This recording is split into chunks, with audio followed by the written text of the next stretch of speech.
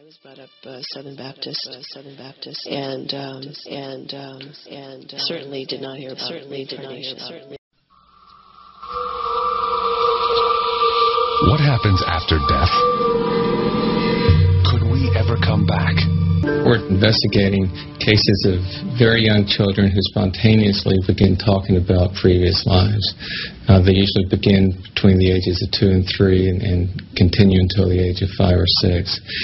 We're looking at these cases to learn as much as possible about this phenomenon. Jim Tucker is preparing a research trip to meet one of his subjects, a child claiming to remember a past life. Gus Ortega is a little boy in Colorado who has talked about being his grandfather. This began when he was 18 months old, and he's made a number of statements that seem quite specific. This one is a stronger case because the child has made some very specific statements that seems very unlikely he could have heard through normal means. Gus Ortega's case is only one of many. We've been studying these cases for the last 40 years. We've now collected over 2,700 cases like this. These cases have been found all over in Asia, in West Africa. They've been found in South America, in Europe, and the United States, pretty much wherever they've been looked for. In a place not quite that far away, a hospital in America. An old man is dying.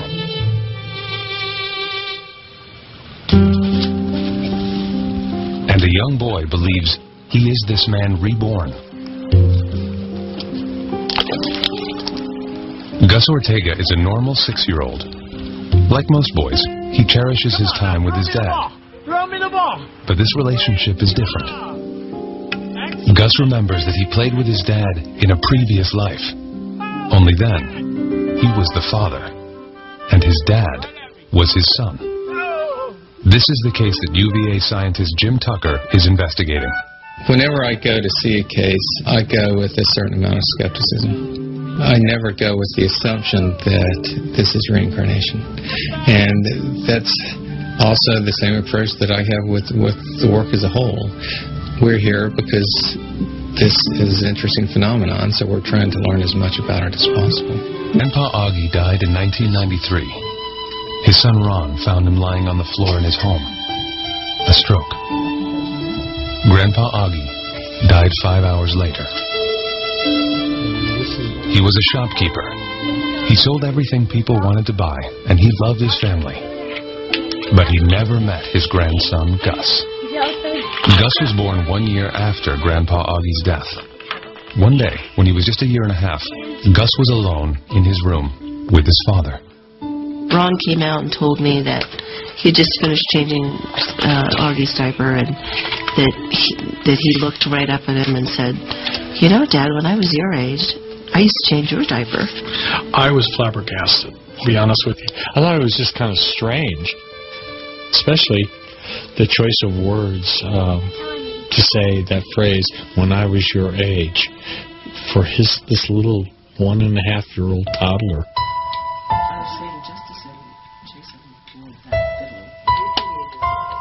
But he started talking about Grandpa, and just the little things he was saying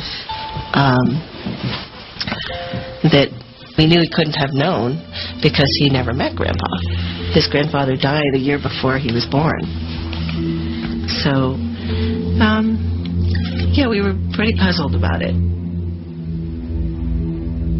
Then one day, Ron Ortega brought a set of old photos home, and something even more remarkable occurred. And I said, "Oh, look, look at this old photograph."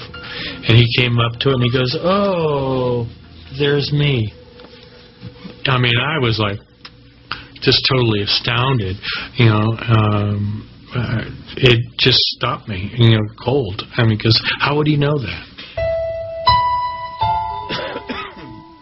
Gus would make more statements like that over the course of the next years. He would recollect episodes of his grandfather's life that even Ron could hardly remember. And he was there. Gus knew more about his grandfather than he should have. Is this evidence of reincarnation? How else can these children remember another life? The case files of Dr. Jim Tucker will yield more clues. When I was Grandpa Augie, I died in the hospital.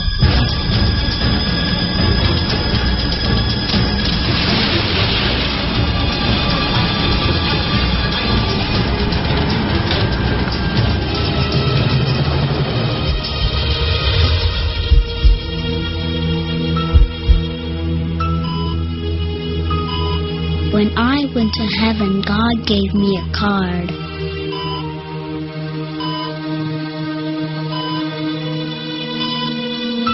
Everybody with a card like that is allowed to come back.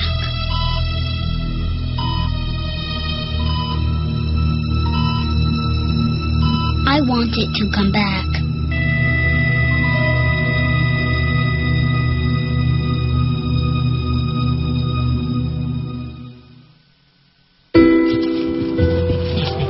The Ortega home in Colorado. Jim Tucker from the University of Virginia cannot just reject what little Gus has to say about a previous life. There are certainly a lot of people who will simply dismiss this work because it disagrees too much with their assumptions about how the world works. But to dismiss something because it disagrees with your assumptions is really not very scientific. So we have this phenomenon, and we have the evidence that it's involved with this phenomenon. So the scientific approach is to explore it and learn all we can about it. The Ortega home in Colorado. Dr. Jim Tucker is interviewing Gus Ortega. Gus claims to have lived before as his grandfather. And how about your grandmother? Yeah. And were you a little boy when you were doing that, or was that when you were big? That's when you were big?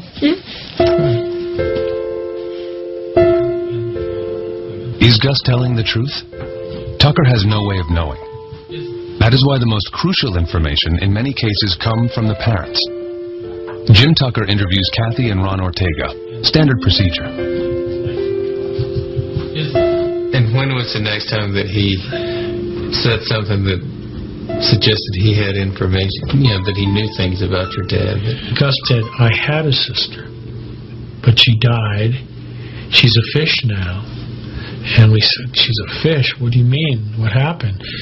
And he said, well, some bad guys hurt her. Mm-hmm. And that really made me stop, because I only recently heard the whole facts of this story about my father's sister, and she indeed was murdered, and she was thrown into San Francisco Bay. A family secret. Little Gus could never have heard about this story, because even Ron Ortega did not know about his father's sister. How could his son? I really hadn't thought of reincarnation or even putting that word in connection with what was happening. I wasn't brought up, with learning about reincarnation. I was brought up Southern Baptist, and certainly did not hear about reincarnation. If you had told me that a year ago, yeah, right. You've come back. But, now, anything can happen. Yeah, anything. In his hotel room, Jim Tucker reviews his notes. There are many questions, especially when it comes to same family cases, like the Ortegas. Whenever we investigate a case, we certainly have to assess the reliability of the informants. With this same family case, we always have the concern that the family members are grieving for the lost family member, and therefore have the wish that the child would be returned. Despite the possible weaknesses with cases like the Ortegas, There are still many questions that nobody seems to have convincing answers to. Whether you accept the idea that this necessarily means reincarnation, which means a soul that moves from one body to the next, that's for each person to decide.